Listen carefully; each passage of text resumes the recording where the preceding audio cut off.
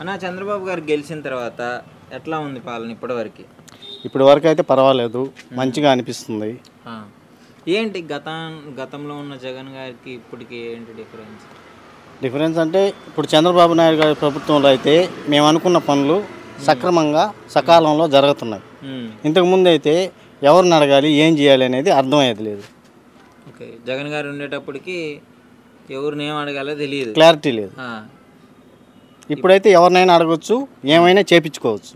Okay, మంచి పనులే, మంచి పనులు, మాకైతే బాగుంది. అయితే చంద్రబాబు గారు ఇచ్చిన హామీలు చెయ్యడు అని చెప్పేసి కొంతమంది అపోజిషన్ నాయకులు అంటున్నారు. ఇప్పుడు అతను ఎన్ని ఇచ్చాడు? సూపర్ 6 అని 6 పథకాలు అమలు చేశారు. దాంట్లో ఎన్ని చేస్తున్నారు? ఇప్పుడు 2 చేస్తున్నారు, ఇంకొక 4 ఉన్నాయి. ఏది చేయింది? చేశారు కదా.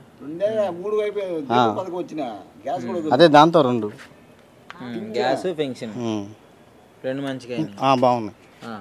అయితే అమ్మ ఒడి జగన్ గారు ఇస్తుంటే అనవసరంగా ఇస్తున్నాడు, 15,000 ఎందుకు అది ఇది అని చెప్పేసి 11,000 పడతానే అన్నాడు.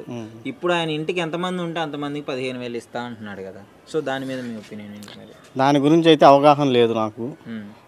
సో ఓకే, అంటే ఇస్తాడన్న నమ్మకం అయితే ఉంది. పథకాలు అయితే 2 అయితే అమల్లోకి వచ్చేసాయి, ఇంకా పోతే బ్యాలెన్స్ ఉన్నాయి. మరి ఇక డెవలప్మెంట్ అవుతుంది అనుకుంటున్నారా? మరి సంక్షేమం అవుతుంది? ఆల్రెడీ మా ఏరియా డెవలప్ అయిందంటే చంద్రబాబు నాయుడు గురించి. ఓకే, ఆయన ద్వారానే అయింది. మాకు ప్రతి ఒక్క పని, ప్రతి ఒక్క పథకం, ప్రతి ఒక్కటి వచ్చింది ఆయన ద్వారానే మాకు.